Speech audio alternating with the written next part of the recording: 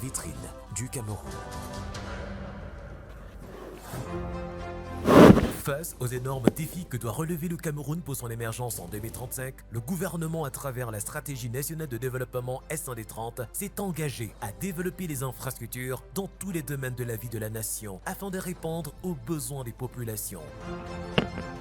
Sous le haut patronage de Monsieur le Premier ministre, chef du gouvernement, institution, partenaire au développement et citoyen, retrouvons-nous à la 12e édition du Salon de l'Action gouvernementale, placé sous le thème Développement des infrastructures et transformation structurelle de l'économie camerounaise, du 22 au 29 juillet 2023 à Yaoundé. Le SAGO 2023, c'est 15 conférences publiques sectorielles. C'est comme ça. Jean-Jacques, bonjour. Frère.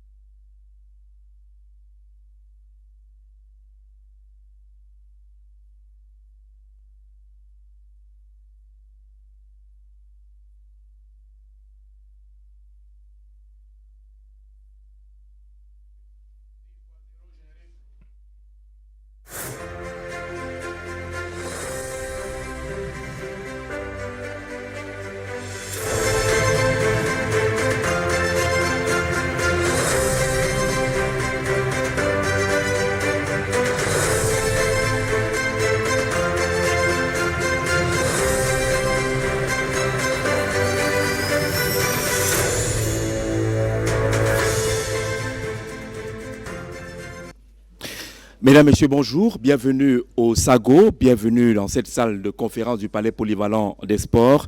À l'occasion de ces conférences publiques délivrées par les membres du gouvernement dans le cadre de la lutte contre la criminalité financière, l'État du Cameroun a créé un ministère en charge du contrôle supérieur de l'État, présenté comme l'institution supérieure de contrôle des finances publiques. Il s'agit dans ces missions de s'assurer du respect des règles d'éthique et de déontologie qui gouvernent le secteur de la protection de la fortune publique dans notre pays. Ces missions, on l'a dit, sont diverses. Il s'agit du contrôle de la gestion des fonds publics, de la promotion d'une saine gouvernance publique, financière et administrative, de l'audit externe des services publics, de sanction de la responsabilité des ordonnateurs et des gestionnaires des deniers publics considérés comme un délicat. Le ministère du contrôle supérieur de l'État est face au public, face aux téléspectateurs des chaînes partenaires, avec en bonne place et en première place CRTV News qui retransmet ces conférences en direct. Dans ce contexte, et le thème retenu cette année qui parle des infrastructures, le rôle du contrôle supérieur de l'État est naturellement questionné. Les réponses vous seront certainement proposées au cours de ce programme. Le thème des échanges porte sur la promotion de la bonne gouvernance, gage du développement des infrastructures et de la transformation structurelle de l'économie camerounaise. Le compte supé est naturellement conduit par Madame le ministre déléguée à la présidence chargée du contrôle supérieur de l'État, qui, une fois de plus, nous fait l'amabilité d'être sur le SAGO. Elle était déjà là l'année dernière. Madame le ministre, bonjour et bienvenue. Bonjour, merci beaucoup. On est toujours ravis de vous avoir. Merci. On a loué l'année dernière votre franc-parler. D'ailleurs, les extraits qui sont diffusés régulièrement reviennent toujours sur vos interventions. Pourtant, vous êtes à la tête d'un département ministériel où beaucoup auraient pensé qu'il ne faut pas beaucoup parler. Mais vous parlez quand même. Je parle quand il faut parler. Ce n'est pas délicat de parler. Je parle quand il faut parler. Vous êtes de ces membres du gouvernement qui ont compris exactement la vision du chef de l'État. Faites savoir ce que vous faites. J'essaie de faire mon mieux. Merci, on va vous donner quelques secondes pour nous souhaiter certainement la bienvenue parce que c'est vous qui gouvernez cette conférence tout en saluant les membres du gouvernement qui ont répondu à votre invitation. Madame la ministre, on vous écoute. Je reste assis. Assis, bien entendu. Mes chers collègues membres du gouvernement ici présents, mesdames et messieurs les directeurs généraux des sociétés d'État et des établissements publics, messieurs les présidents des conseils régionaux, les représentants du Public Independent Conciliators des régions du Nord-Ouest et du Sud-Ouest, Mesdames et messieurs les maires des villes, mesdames et messieurs les maires, représentants des organisations de la société civile, chers téléspectateurs, mesdames et messieurs, merci d'avoir honoré notre invitation à participer à cette conférence technique visant à vous informer sur la manière dont les services de contrôle supérieur de l'État, institution supérieure de contrôle de finances publiques du Cameroun, s'efforce de s'assurer que les projets d'infrastructure de l'État sont bien exécutés et par conséquent que les objectifs de développement économique sont atteints. Chers participants, au cours de ces dernières années, nous avons tous remarqué que le Cameroun s'est transformé en un immense chantier de construction. Ceci est conforme à la vision du chef de l'État de faire de nous un État émergent à l'horizon 2035 et son plan spécial de reconstruction des régions du Nord-Ouest et du Sud-Ouest. Cette stratégie de développement vise à améliorer le niveau de vie des Camerounais en augmentant les infrastructures éducatives et sanitaires, les réseaux de transport, l'approvisionnement en électricité, en eau, et etc. Afin d'atteindre cet objectif, plusieurs projets d'infrastructures tels que la construction des écoles, des hôpitaux, des marchés et centres commerciaux, la construction et l'extension des réseaux routiers et ferroviaires, la construction et la rénovation des ports maritimes et la rénovation des aéroports, la construction des barrages hydroélectriques pour renforcer l'approvisionnement en eau et en énergie, ont été lancés par l'État sur l'ensemble du territoire national à travers la coordination des ministères ou des démembrements de l'État qui sont tous représentés ici aujourd'hui. Chers participants, si certains de ces projets ont été exécutés avec succès, d'autres ont été abandonnés ou mal exécutés, principalement à cause de détournement ou de la mauvaise gestion des ressources mises à disposition pour leur exécution. Afin de remédier à cette situation, le CONSUPE, investi de la mission de protection des deniers publics, travaille sans relâche sous les 3 autres directives du chef de l'État pour assurer l'utilisation optimale des ressources dédiées à ces projets. Cela se fait soit à travers un programme de prévention qui consiste à former tous les acteurs impliqués dans le processus d'exécution de ces projets, sous les bonnes pratiques managériales, soit à travers la détection des actes de détournement des deniers publics ou des fautes de gestion pour s'assurer que les auteurs de ces actes soient sanctionnés et que les fonds sont récupérés. Ces actions seront brièvement présentées par le professeur Madame Gila Rose, ici présent, inspecteur d'État, chef de la division de contrôle et des inspections des entreprises publiques et parapubliques. Ladies and gentlemen, the theme of our conference, Promoting Good Governance, a guarantee for infrastructural development and structural transformation of Cameroon's economy, will be developed under 3 subtopics, which I will briefly introduce to you. The first subtopic focuses on the capacity building of public finance management stakeholders, primarily the vote holders and their coordinates, their subordinates. Indeed, for CONSUPE, it is of critical importance for these stakeholders to master good practices in the management of public infrastructure, beginning from their maturation through acquisition and exploitation to their disposal.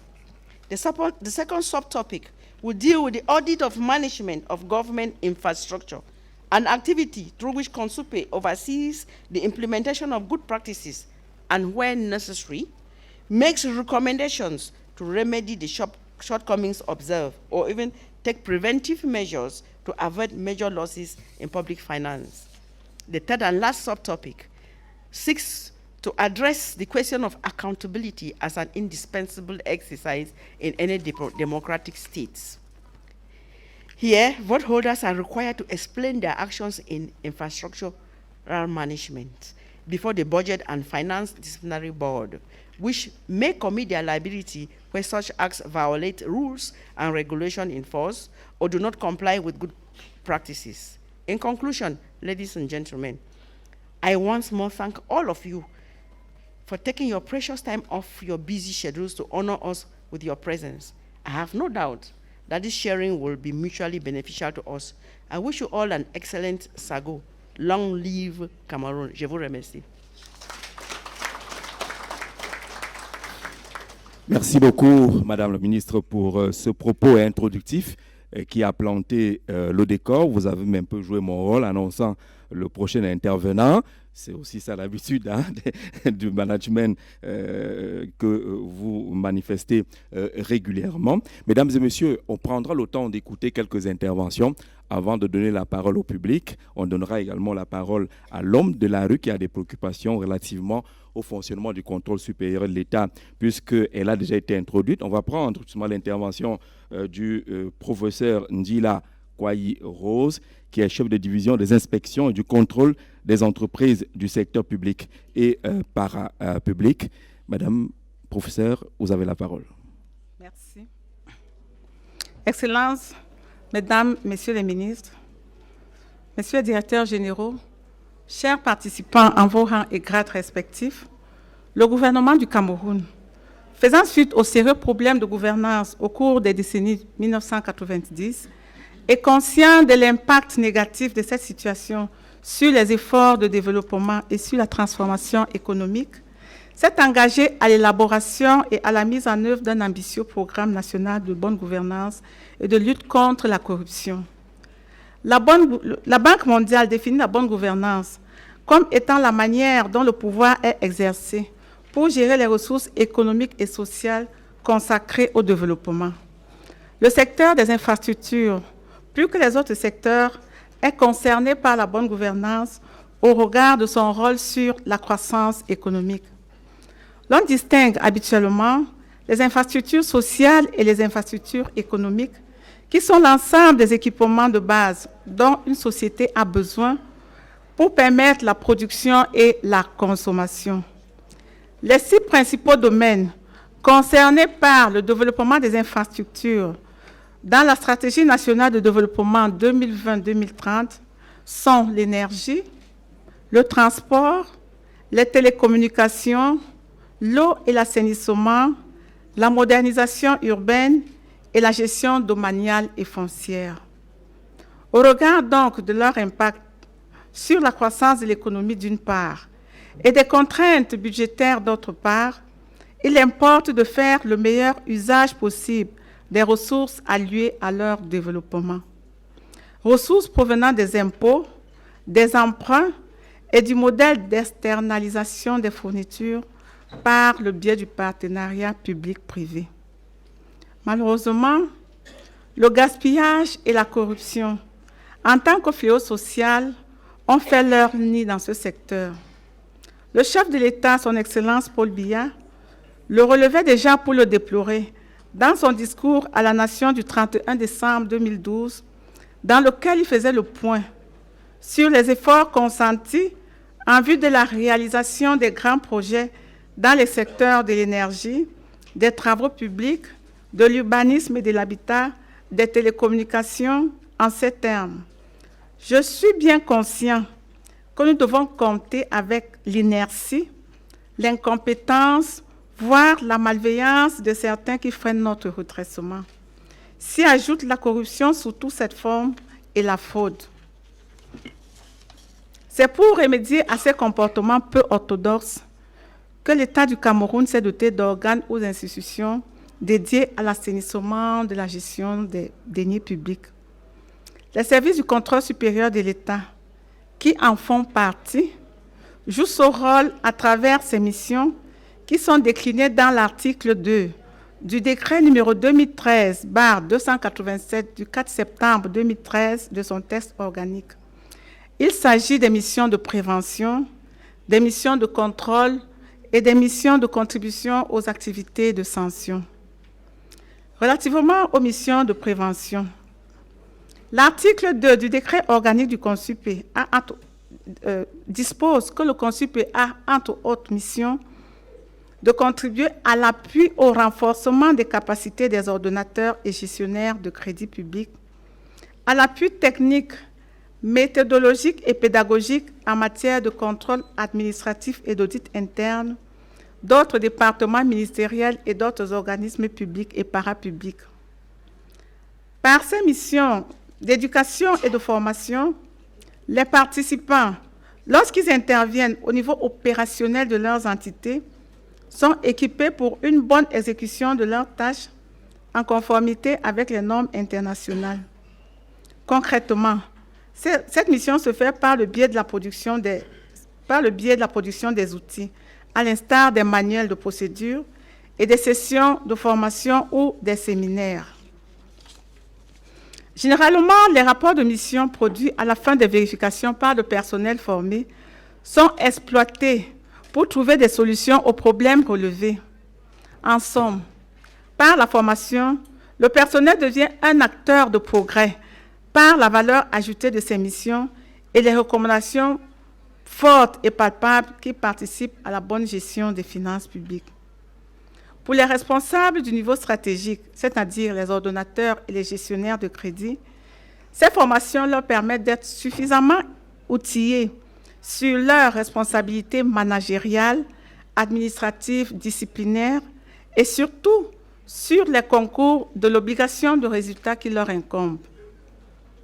À l'issue du Conseil du cabinet du 26 janvier 2023, le Premier ministre, chef du gouvernement, a instruit au ministre délégué chargé des services du contrôle supérieur de l'État de conduire en permanence les activités de renforcement de capacité des ordonnateurs de crédit public au niveau stratégique et opérationnel afin de concourir à l'amélioration de leur performance.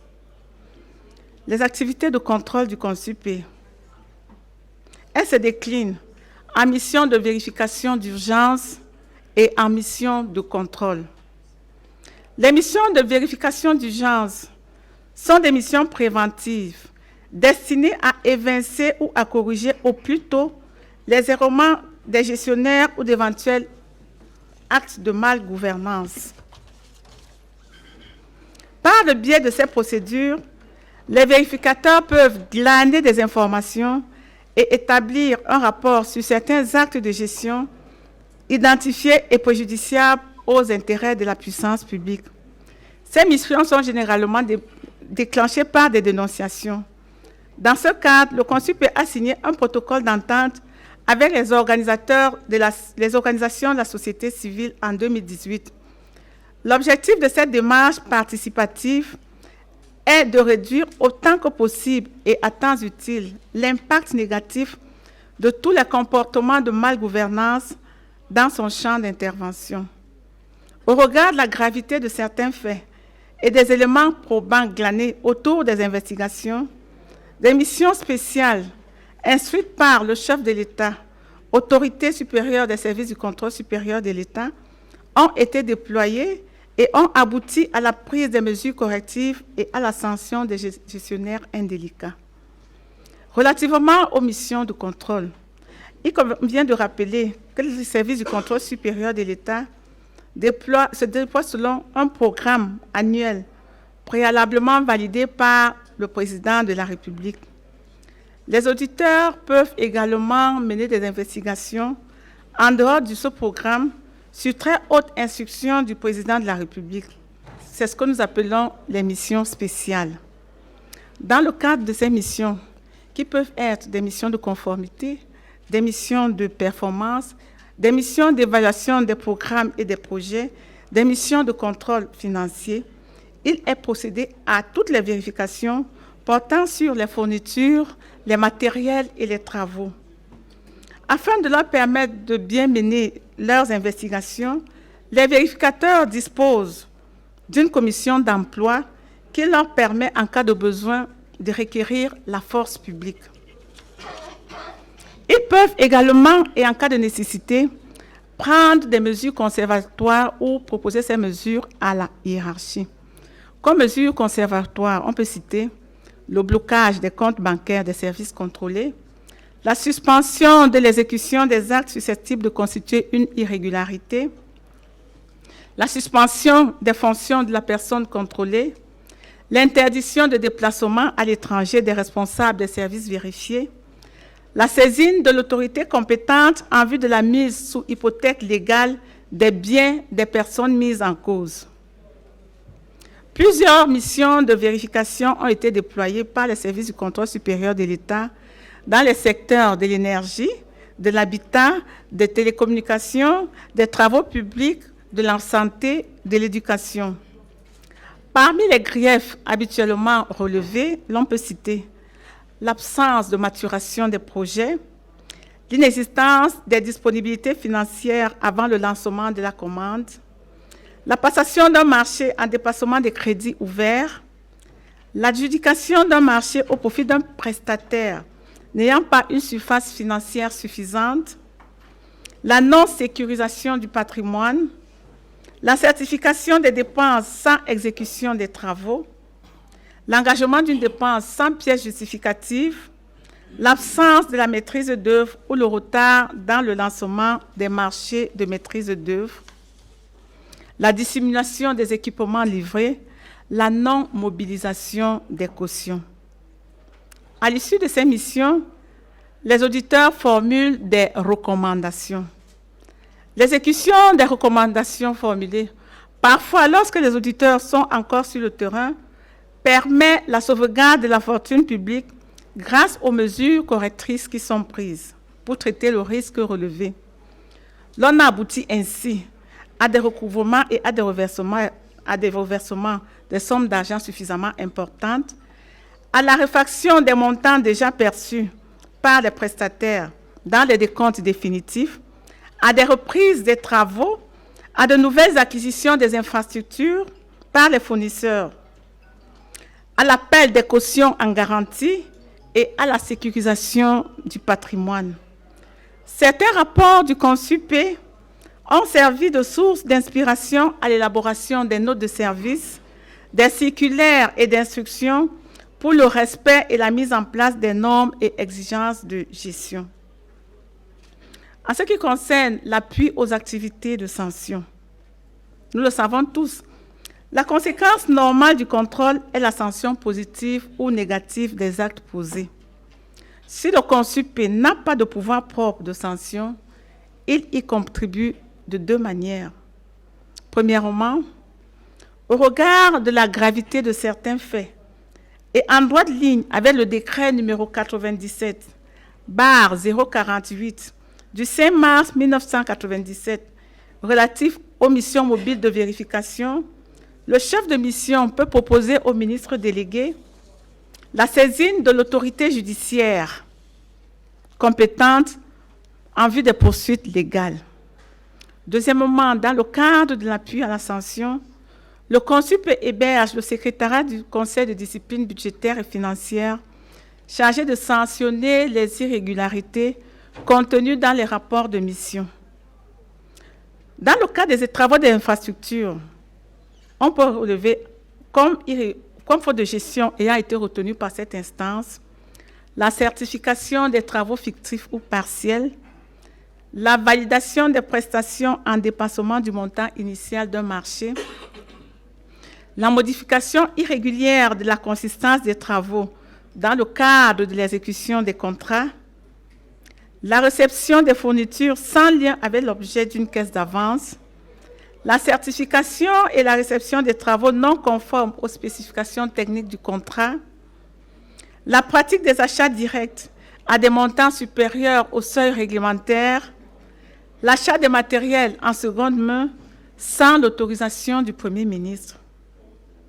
Le Conseil de discipline budgétaire et financière, outre l'amende prononcée à l'encontre des gestionnaires indélicats, permet aux personnes morales de droit public de rentrer dans leurs droits du fait de la mise en débet.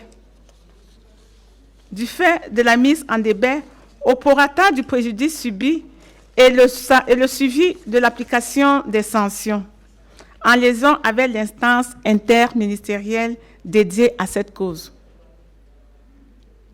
En guise de conclusion, les infrastructures sont l'épine dorsale de toute société, en ce qu'elles sont indispensables à la prospérité nationale.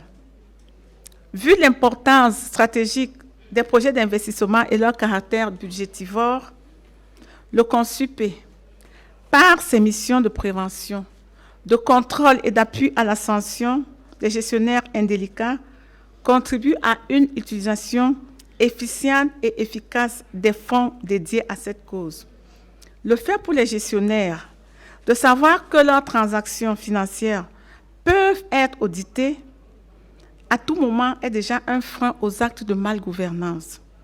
Fort de toutes ces considérations, l'on peut soutenir que le CONSUP, dans sa mission de gardien de la fortune publique, est un acteur majeur dans le développement des infrastructures et la transformation de notre économie. Qu'il me soit enfin permis de reprendre, pour terminer, les propos du ministre délégué dans son discours le 10 février 2023, à l'occasion de la cérémonie de présentation des vœux du Nouvel An. Cette année, nous allons intensifier nos audits de contrôle contre les ordonnateurs et les gestionnaires de crédit public. En plus, le Conseil de discipline budgétaire et financière va aussi systématiser les sanctions contre ceux-là qui auront été jugés indélicats. Je vous remercie de votre bienveillante attention. Merci beaucoup, Madame le chef de division des inspections et du contrôle des entreprises du secteur public et parapublic au ministère du Contrôle supérieur de l'État. Après vous avoir écouté, on a envie de tout emballer et partir, parce que c'est un travail énorme que vous abattez de ce côté, mais on verra tout à l'heure avec les questions s'il y a des améliorations possibles, le temps de permettre justement au docteur Wamban d'apprêter la synthèse en anglais tout à l'heure. On fait une pause pour saluer nos partenaires.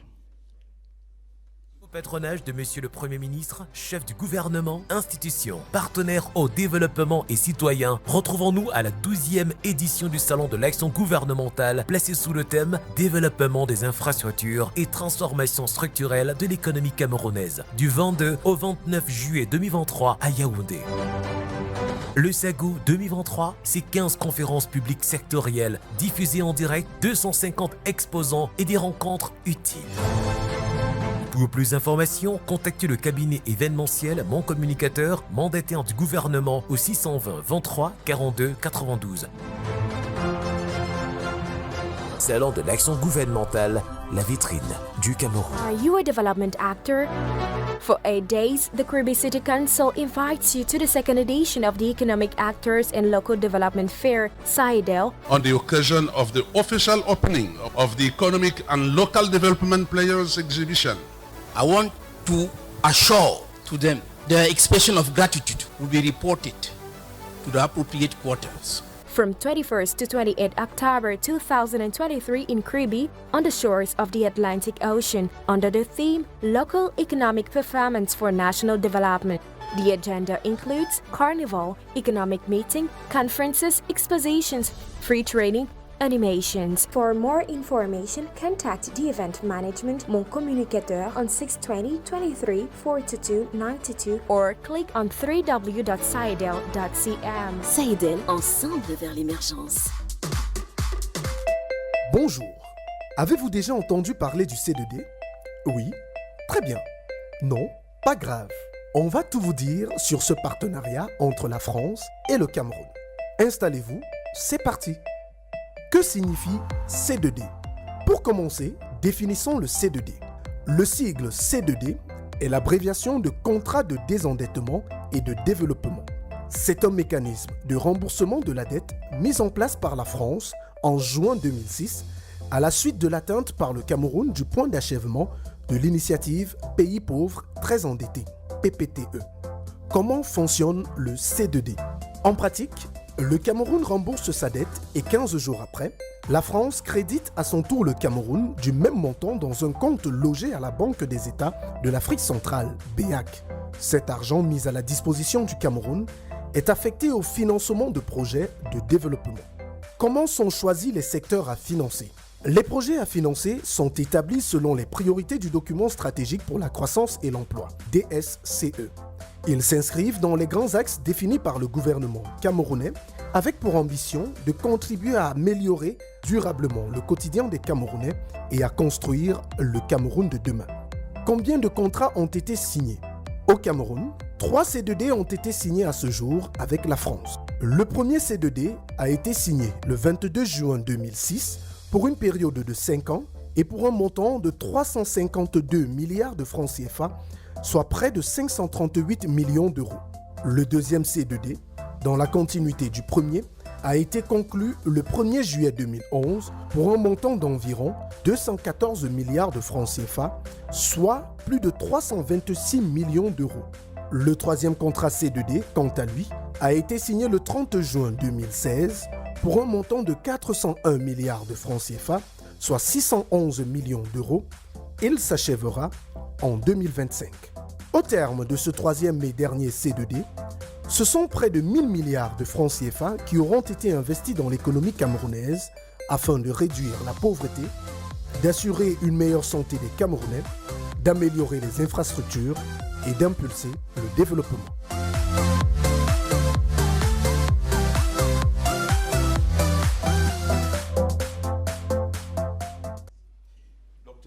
Wamba Nyamaloum Alfred est secrétaire permanent du très redouté Conseil de discipline budgétaire et financière du contrôle supérieur de l'État. On va faire confiance à sa capacité de synthèse. Si en 5 minutes, on peut résumer tout ce qui a été dit en anglais. Docteur.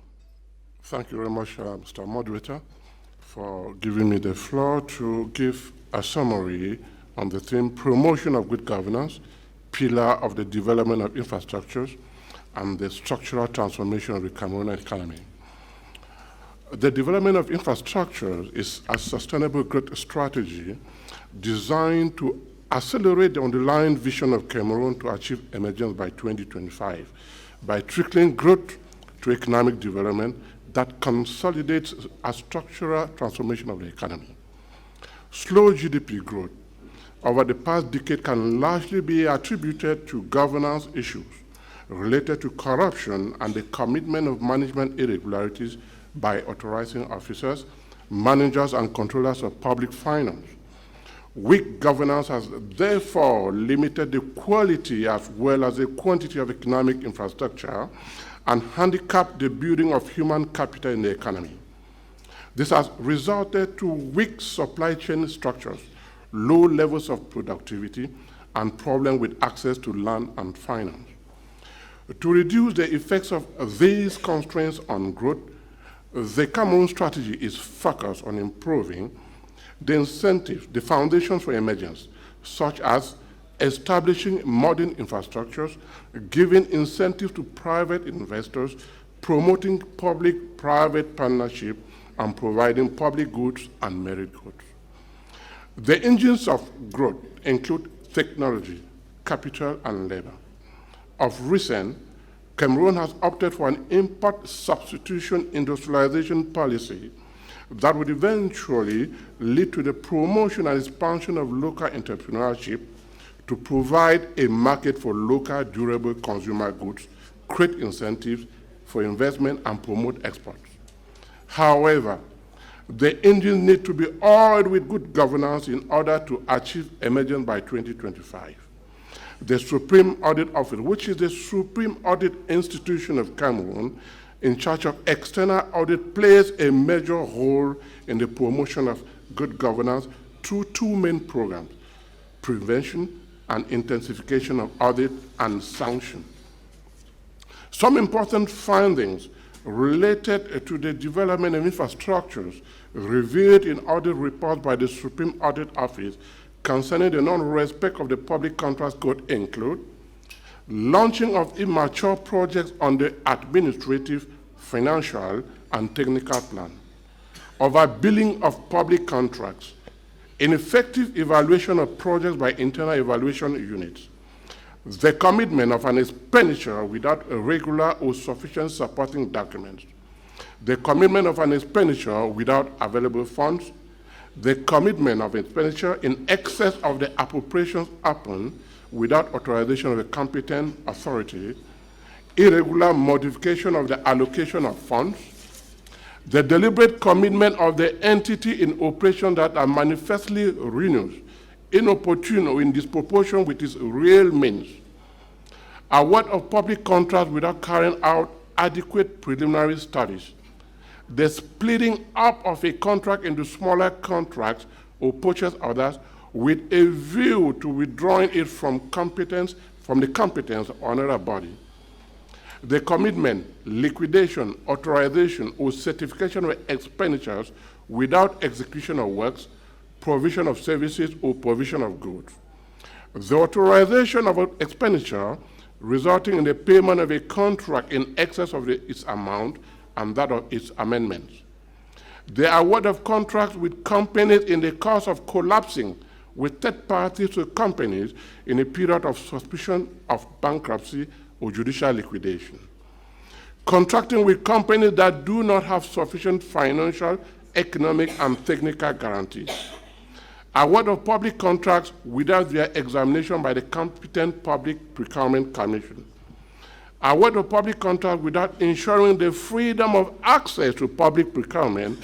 equal treatment of candidates, and transparency, award of public contracts without competing bidding or prior authorization by the Public Procurement Authority, setting aside the control engineer in the context of the execution of a public contract, modification of public contract without amendment, non-initiation of the termination procedure for a contract having been abandoned, commitment of expenditures for the payment of additional work within the framework of a public contract without amendment, signing of a public contract without having the capacity to do so, of evaluation of the works of a public contract, unreserved acceptance of works partially executed within the framework of a public contract, lack of diligence in order to ensure that penalties for late deliveries of public works are retained, award of contract by mutual agreement without consultation of at least 3 bidders, and finally, negotiation of memorandum of understanding with foreign companies for personal interest. In a nutshell, the Supreme Audit Office provides a systematic process of objectively obtaining and evaluating evidence to determine whether managerial decisions conform to established criteria. This institution is important and indispensable in that it provides government, legislative, and oversight bodies, those charged with governance, and the general public, with information and independent and objective assessment concerning the stewardship and performance of government policies, projects, programs, or operations. The Supreme Audit Office therefore serves this aim as an important pillar of our national democratic system and governance mechanism, and plays an important role in enhancing public sector administration by emphasizing the principles of transparency, accountability, governance, and performance. Thank you, Mr. Secretary. Je ne sais pas si on applaudit pour les griefs qui sont si nombreux qu'il a listés tout à l'heure. On finit par se demander quelle est la part qui est réservée à la bonne gouvernance. On va voir ce qu'en pensent les Camerounais. C'est à travers ce Vox Pop.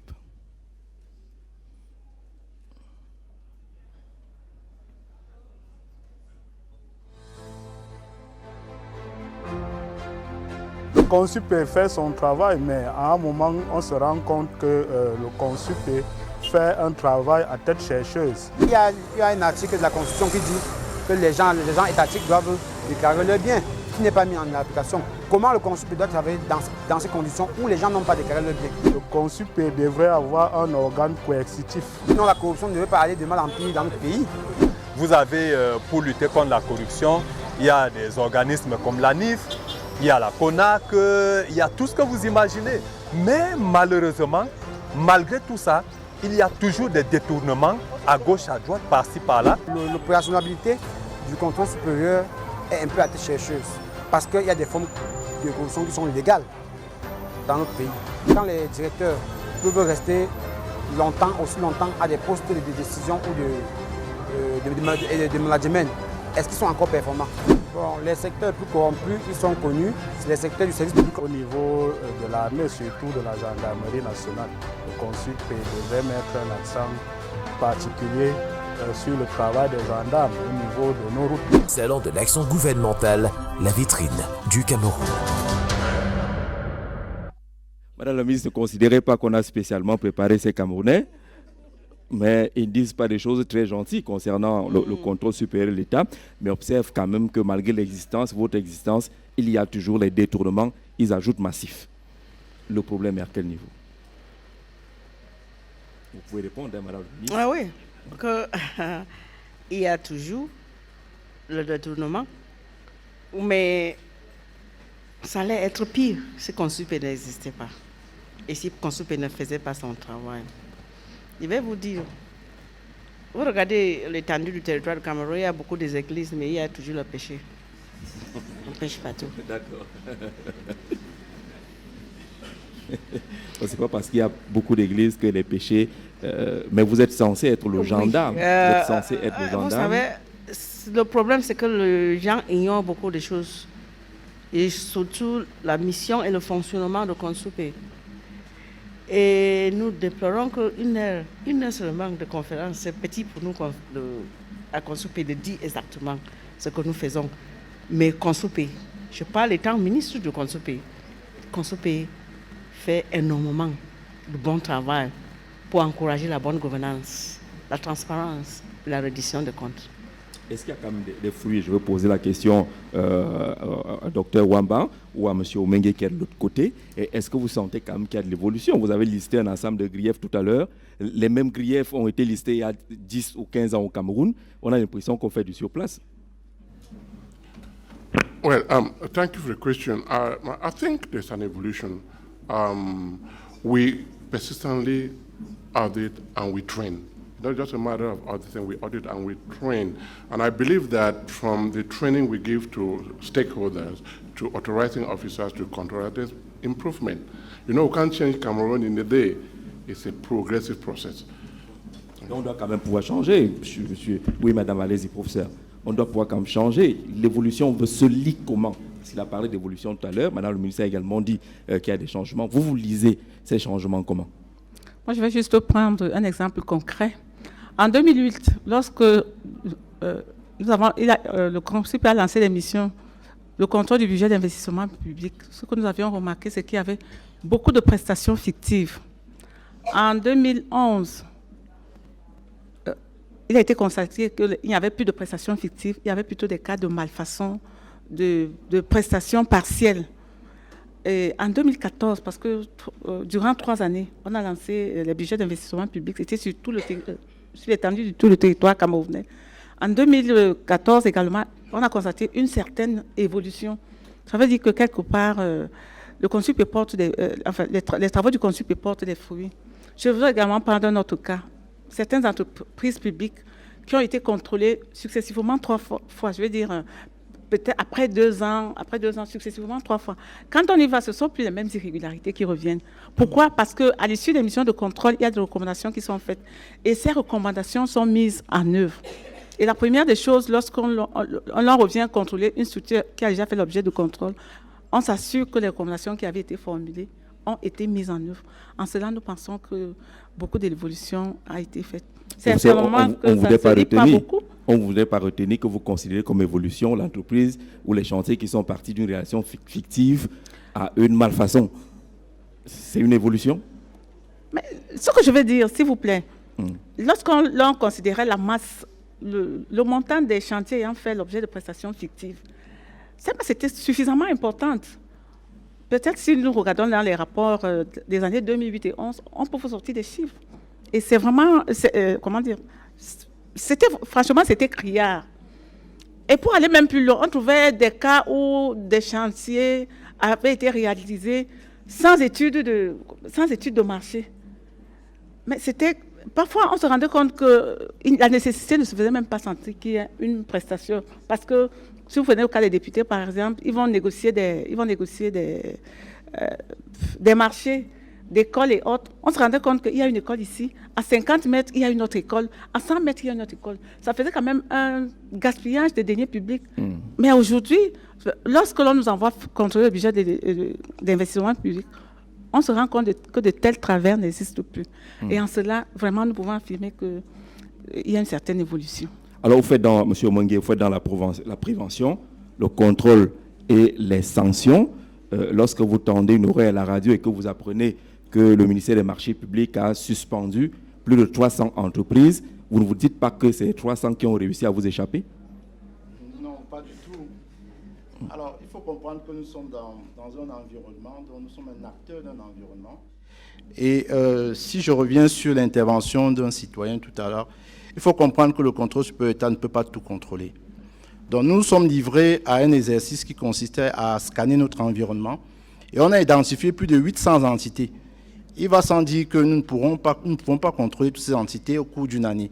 Alors ce que nous avons fait, c'est que nous avons mis une méthodologie raisonnée qui nous permet donc de sélectionner les domaines ou les activités qui présentent les risques les plus importants. Et on a donc défini un ensemble de critères. Ces critères, c'est par exemple quoi? C'est l'importance des ressources qui sont affectées, par exemple par un projet, un programme. Ça peut être l'impact sur les citoyens. Vous comprenez par exemple que quand on parle de projets d'énergie, eau, c'est un impact sur les citoyens. Ça peut être les problèmes qui sont relevés comme ceux que vous venez de citer tout à l'heure. C'est-à-dire que quand le ministre des Marchés publics prend une décision, ça attire notre attention. Pourquoi? Parce que nous faisons des audits basés sur les risques. Et donc c'est sur cette base que nous sélectionnons nos sujets, dont nous ne faisons pas des audits à tête chercheuse, comme le disait le citoyen tout à l'heure. Mais il faut également comprendre que nous devons prendre en compte les attentes aussi de nos parties prenantes. Et nos parties prenantes, c'est qui? C'est le chef de l'État, c'est toutes les autorités publiques qui demandent également que des audits soient faits. Il est même arrivé que des ministres demandent que des audits soient faits. Et je voulais terminer en disant que ne pensons pas que les gestionnaires sont mus par la volonté de mal gérer. Très souvent, il y a aussi un problème de capacité. Et c'est pour ça que nous avons mis un focus sur la prévention. Et je vous dis, aujourd'hui, nous sommes victimes, bien évidemment, de notre succès, parce qu'on se retrouve avec des demandes auxquelles nous ne pouvons pas répondre, bien évidemment. C'est parce qu'il faut des ressources. Il faut des ressources humaines, il faut des ressources financières pour pouvoir, bien évidemment, organiser des ateliers de formation, faire des formations vraiment clés en main à l'attention de certaines entités. Mais lorsqu'on observe la chaîne de réalisation des infrastructures, on observe quand même que plusieurs acteurs sont impliqués, qui sont tous censés faire le contrôle et s'assurer du respect de l'éthique et la déontologie. Parallèlement, on oppose à ce processus-là les chantiers visibles qui sont même méprisants dans nos villes et campagnes, qui affichent ces chantiers mal réalisés, inachevés et abandonnés. Est-ce que vous avez réussi à repérer le problème? À quel niveau se situe la plaie? I think, as I said when I was doing the summary, we have a major problem with our project. It's immaturity of the projects at the administrative level, financial and technical. C'est quand même un discours assez vieux. Au Cameroun, on en parle tous les jours. Les projets ne sont pas matures. L'année prochaine, on revient avec le même discours. Well, I think, as I said, we have one aspect of our work, which is that of evaluating projects and programs. I think in the coming year, we're going to lay emphasis on that because, other thing we do mostly ex post other thing. So we come after intervention. But this time around, we may be likely orientating our work towards project evaluation so that we should stop the disaster before it gets to the worst stage. Alors, comment le faire? Un citoyen a indiqué tout à l'heure que vos sanctions sont à tête chercheuse. Vous l'avez entendu, hein, ça ne vient pas de moi. Que vous choisissez qui sanctionner. Vous laissez les autres. Un citoyen l'a dit tout à l'heure, Madame le ministre. Est-ce qu'il a raison? No, it's not right. That's why I told you that a lot of people don't know the working of Consupe. They don't know exactly what Consupe is doing. But before even I come to answer your questions, I want to let you know that there are other controls. When they say that contrôle supérieur, ça veut dire qu'il y a d'autres instances de contrôle qui existent, mais nous sommes à la très haut niveau. So when you hear the Minister of Marché Public or Public Contracts sanction somebody, he's doing it in his right. Yes, he's doing it at his own level. And you see, so when people come and complain, we need these citizens to come and complain. That's why they are our party, they are our partners. They come and complain to us. There might be something going wrong somewhere we might not know. As he has told, we have more than 800 entities, and we cannot control them we cannot say we will control more than 800 entities a year. First of all, the financial means, secondly, the personnel. But what we do is when we control every manager who is found to be wanting, is brought before the board, and all of them are sanctioned. We don't choose to sanction somebody and leave somebody. No, we don't do that. So far as the control has been done, and we have found out that managers are faulty, they must be brought to the board and be sanctioned if they are found wanting.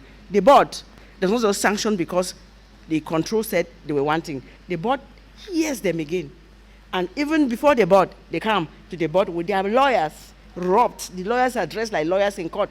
And they are given the fair right of a defense. So that when we hear the matter, it is, as the francophone says, à charge ou bien à décharge. On n'est pas obligé toujours à condamner, à sanctionner. We hear it, and then we can say, oh, we sanction somebody, or we discharge and acquit the person. But what I want to assure the public is that Control Supérieur is doing a wonderful job. C'est ce qu'on retient. Dans tous les cas, parmi les questions entendues tout à l'heure, il y a celle, Madame la ministre a dit un mot là-dessus, celle concernant les sanctions. Est-ce que vos sanctions ne sont pas, j'allais dire, plaisantes ou complaisantes? Est-ce que vous n'avez pas des menottes plutôt en carton? Non, Madame la ministre. Merci. Nous, on tape au porte-monnaie. Vous tapez au porte-monnaie? Si. Vous vous occupez pas des menottes? Oui, ce n'est pas notre rôle, il y a notre pouvoir. Mais nous tapons au porte-monnaie. Et généralement, on vous a dit qu'il y a une commission de suivi qui s'assure qu'il y a interministériel, qui s'assure bien évidemment que les décisions du Conseil de discipline budgétaire et financière sont exécutées. Il faut comprendre ici que c'est le ministère des Finances qui est en charge de la mise en œuvre de ces sanctions-là. Ou bien le cas échéant, pour les entités publiques, les entreprises et les établissements publics, ce sont ces entités-là qui doivent utiliser les voies d'exécution qui sont prévues par les lois et règlements pour faire exécuter les sanctions financières. Mais ce que nous avons ajouté au dispositif, c'est vraiment ce suivi-là pour leur rappeler les responsabilités. Et je crois que dans les jours qui venaient de passer, on avait une mission sur le terrain, justement pour s'assurer que les décisions qui ont été prises au niveau du Conseil de discipline budgétaire et financière, qu'elles sont effectivement exécutées. Et je vous dis, elles le sont. Et le retour vous rassure? Oui, le secrétaire permanent peut vous donner des chiffres. On a des chiffres sur le recouvrement. En termes de recouvrement? Oui. Il y a des milliards qui reviennent? C'est clair. Vous pouvez récupérer les milliards et les citoyens. C'est que vous faites un travail sérieux. Allez-y, professeur. Ces sanctions, elles sont exécutoires malgré les voies de recours qui peuvent être effectuées par les gestionnaires indélicats ayant été condamnés. En d'autres termes, dès lors que le Conseil de discipline budgétaire et financière sanctionne un gestionnaire indélicat, la sanction est immédiatement exécutoire. Monsieur le secrétaire permanent, vos sanctions, généralement, faisaient la une des journaux. C'est comme si elles se font un peu plus rares, ou vous avez décidé d'être un peu plus discret. Vous ne faites plus beaucoup de publicité autour de ces sanctions. Yeah, thank you. Let me start by clarifying something. For the past year, we have sanctioned authorizing officers, managers, and controllers to the tune of more than 110 billion. And of recent, the minister dispatched more than 5 teams all over the national territory to assess the level of recovery by the Ministry of Finance and the other structures that do not benefit from from the privilege of the Treasury.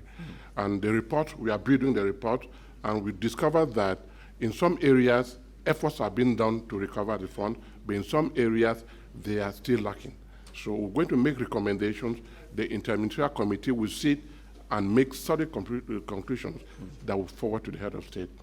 Well, you talked of publicity. In reality, we're doing a great deal of job, as the minister had said. Per month, we hold about 2 to 3 sessions every month, examining more than 10 to 15 cases. So, which means we are working. But the point is, ça ne diminue pas un peu? Il y a toujours autant de cas? But not the same actors are coming back. So we have new actors coming with Ils se font la passe. and new actors come in. We keep on sanctioning. We hope that in the coming years, we will have to drop, but for the moment, it's still very high. So, which means corruption is still very high in the country. I need to continue to strike on that, as the minister said. In matter of publicity, you know, we have the defense of the person accused. So we thought, you know, we are in a circle where when we judge, there's that possibility for the person to go before the administrative court. Since the decision is not final, we decided to notify the institution that are made provision for by the law. So we do actual publicity, but it is kind of limited publicity. D'accord. Alors, votre rôle s'arrête à quel niveau? Je rappelle que dans le public, si quelqu'un a une préoccupation, une ou deux, on pourra prendre très rapidement. Mais monsieur, votre rôle s'arrête à quel niveau? Parce qu'un Camerounais souhaitait le renforcement de vos pouvoirs. Peut-être qu'il voudrait qu'après avoir récupéré de l'argent, vous ouvriez peut-être les portes de la justice. Votre rôle s'arrête à quel niveau? Nous sommes d'abord une institution de contrôle, dont notre rôle, c'est d'émettre des opinions sur la régularité, la conformité et la performance des projets, des programmes, des activités. Donc, notre principal livrable, ce sont nos rapports de contrôle. Et nos rapports de contrôle ont donc des utilisateurs qui sont connus. Il y a le chef de l'État qui est le principal destinataire, mais il y a d'autres acteurs dans le système qui peuvent être destinataires de nos rapports. C'est par exemple les instances judiciaires. Si les faits qui sont contenus dans le rapport présentent un caractère délictueux, parce qu'il faut dire aussi que tous les faits ne présentent pas un caractère délictueux, ou bien si les faits relèvent de la discipline budgétaire, le rapport va au Conseil des disciplines budgétaires et financières, c'est ce qu'il faut comprendre. Donc notre travail, si on peut dire, s'arrête à partir du moment où on a produit les strands de nos travaux, qui est le rapport, et puis les suites, donc, ce sont les utilisateurs de nos travaux qui sont chargés de mettre en œuvre dans les recommandations qui sont issues de nos rapports. On va finir par les questions d'efficacité du CONSUPE. Vous êtes à Yaoundé. Comment vous faites pour contrôler ce qui se passe, par exemple, à Molundu ou à Doumentan? Nous avons un programme annuel, comme on vous l'a dit. On sélectionne des sujets d'audit en fonction des critères que j'ai évoqués tout à l'heure. On se déploie partout. 3 ans sans vous voir. On se déploie partout. Moi, j'ai été dans des coins improbables du Cameroun. Si je vous demande, vous connaissez où est Tekele?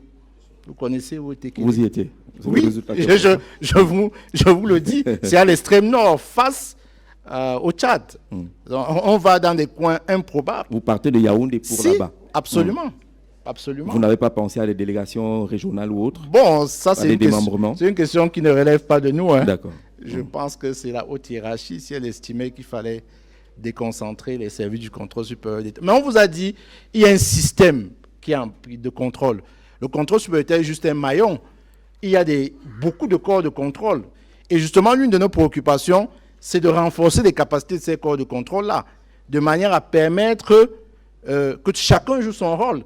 Et nous avons l'intention aussi de se coordonner avec les corps de contrôle pour éviter, par exemple, les doubles emplois, les gaspillages. Parce qu'il nous est arrivé, par exemple, de nous retrouver au même endroit qu'un autre corps de contrôle, alors que ce sont toujours les deniers publics qui sont utilisés. Donc, je pense que c'est ça l'idée. Il faudrait renforcer tous les corps de contrôle. Vous les avez à tous les niveaux, hein. Au niveau régional, vous avez des inspections régionales au niveau des gouverneurs, vous avez dans les départements ministériels, les inspections générales, vous avez les corps spécialisés de contrôle. La division des contrôles d'opérations budgétaires du ministère des Finances, par exemple, elle a le même périmètre d'intervention que nous, c'est tout le pays.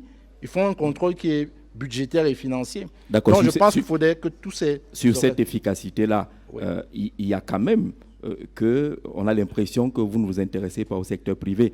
La loi ne vous permet pas d'aller voir ce qui se passe dans le secteur privé? Non, mais je pense que c'est un problème d'information. Nous avons une compétence également. Dès qu'un projet du secteur privé présente un caractère stratégique ou d'intérêt national, nous sommes compétents pour aller le contrôler. Ou de défense nationale? Oui, nous l'avons souvent fait. Vous l'avez déjà fait? Sans publicité. Vous faites un peu de publicité? Non, pas du tout. Ça pourrait faire peur aux autres. Oui, madame. On nous a attaqués parce qu'on ignorait que le consulteur avait ce pouvoir à faire ça. On m'a attaqué dans tous les journaux. Mais j'ai fait mon travail. On ne vous a pas vu adresser les droits de réponse? On vous attaque, vous laissez, on n'a pas vu. Non, comment laisser? J'ai continué avec le contrôle jusqu'à la fin. Je continue, mais on m'attaque. Mais je continue avec le contrôle. C'est parce qu'ils ne savent pas que c'est de ma compétence de contrôler ces entités. Mais je les contrôle et on n'écrit pas seulement pour m'attaquer, on m'insulte. On dit même des choses. Mais je dois continuer à faire mon travail. Alors, on va finir. Oui, juste une question. Juste une question, madame. Allez-y, levez-vous. Levez-vous. On va vous entendre. On va relayer votre question. Allez-y.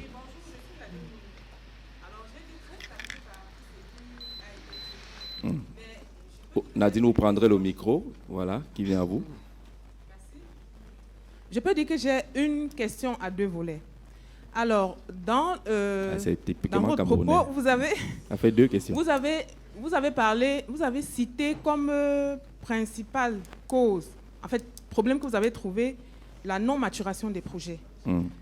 Est-ce que vous avez entrepris déjà, puisque c'est un problème que vous avez trouvé, un contrôle a priori? Est-ce que vous intervenez au niveau de la maturation des projets? L'autre volet, ça concerne les autres entités déjà présentes sur le terrain. Alors, est-ce que vous n'avez pas pensé, puisqu'on parle de deniers publics, à une synergie?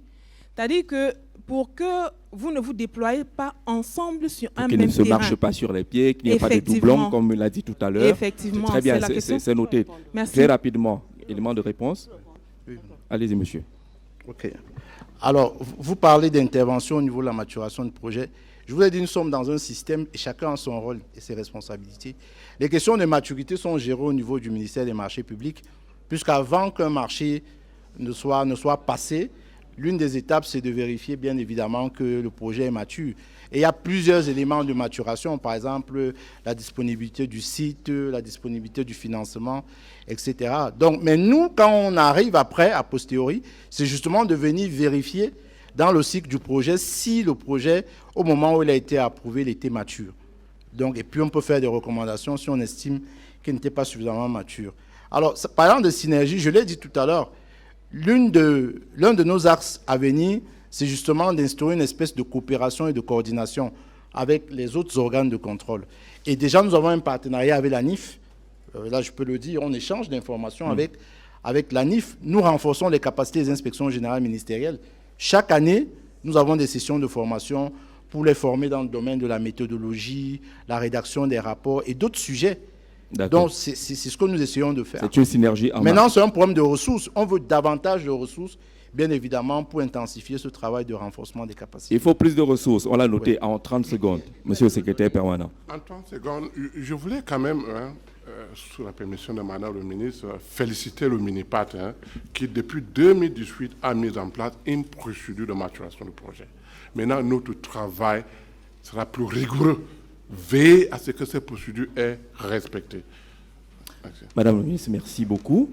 J'ai voulu vous demander si on contrôle aussi le contrôle supérieur de l'État. Vous avez entendu que c'est le contrôle supérieur de l'État qui va nous contrôler encore. Ça veut dire que nous serons plus le supérieur.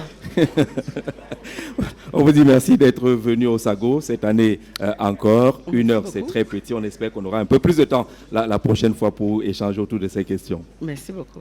Merci, mesdames et messieurs, d'avoir été là dans le public. Et aux téléspectateurs, on vous dit merci également.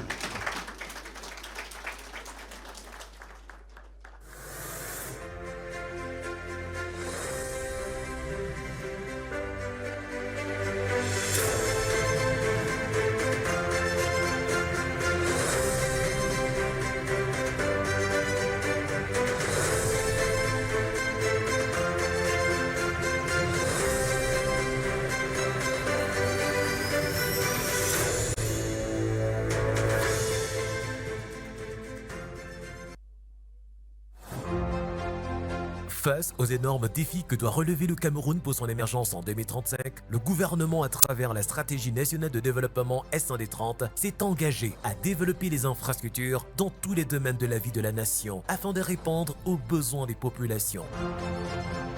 Sous le haut patronage de Monsieur le Premier ministre...